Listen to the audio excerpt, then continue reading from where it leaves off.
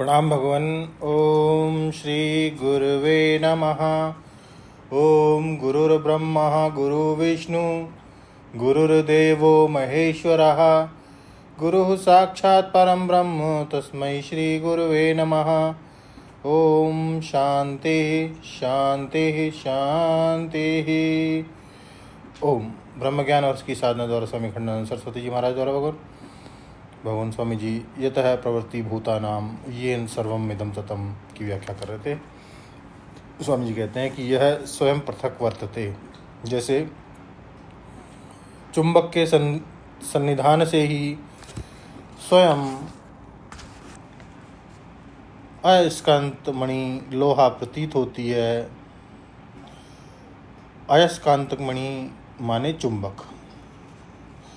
जैसे चुंबक के सानिध्य से लोहे में स्वयं गति होती है, ऐसे यतः प्रवृत्ति भूतानाम, जिससे सारी सृष्टि नाच रही है और जो स्वयं अपनी जगह पर बैठा है, अटल है और जगत की प्रवृत्ति हो रही है।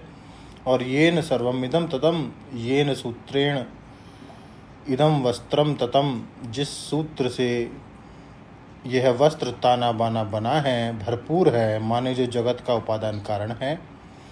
इस संपूर्ण जगत का जो निमित्त और उपादान कारण दोनों हैं, अर्थात अभिन्न निमित्त उपादान कारण है, स्वकर्मणा तमभ्यचर्यम सिद्धिम विन्दन्ति मानवः,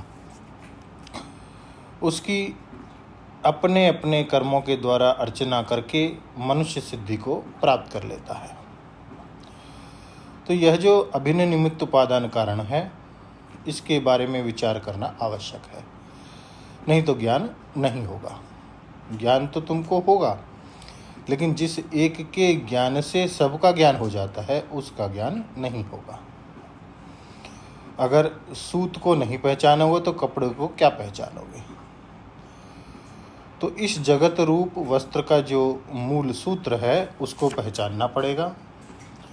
इसमें तो भक्ति करनी पड़ेगी। भक्ति पूर्वक जो तत्पदार्थ का अनुसंधान करता है, वह तत्पदार्थ के स्वरूप को जान जाता है और जान करके त्वम पदार्थ से अभेद भी जान जाता है।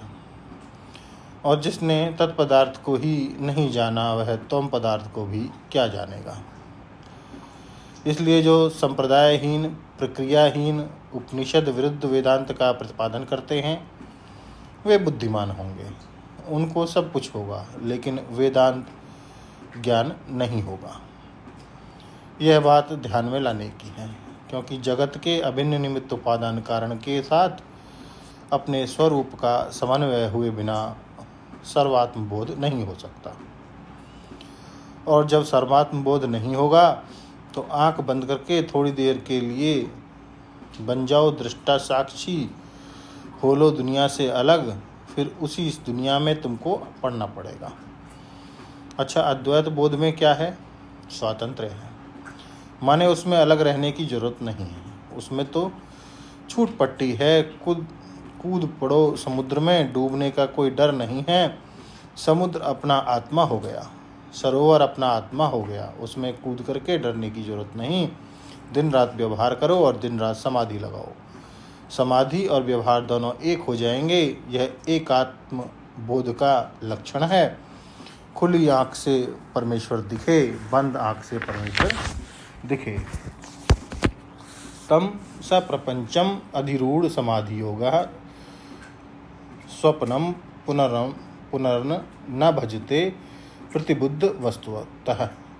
जिसको वस्तु का प्रतिबोध हो गया, वह अपने स्वरूप में बैठ गया। अब अपने में प्रतिभास मात्र जो प्रपंच है, उससे क्या डर। मरुस्थल का जिसको बोध हो गया, वह मृतृष्णा के जल में कभी डूबेगा क्या। जिसको रज्जु में प्रतीयमान सर्प का ठीक ठीक बोध है, उसको सर्प के काटने का जहर चढ़ेगा क्या। जिसको सीप का बोध है, वह क्या कि उसकी चांदी से धनी हो जाएगा। कहने का अभिप्राय यह है कि सर्वात्म बोध में स्वातंत्र्य है और दृष्टात्म बोध में निवृत्ति है। वृत्ति सारूप्य न होने पावे, इसके लिए जरा अलग थलग खड़े रहो, वह चीज़ दूसरी है। तो मयि च अनन्य योगेन भक्ति अव्यभिचारिणी। अब इसकी आगे की व्याख्या लेते हैं भगवान अगले सत्संग में। ओम शांति ही शांति ही शांति ही। प्रणाम भगवान।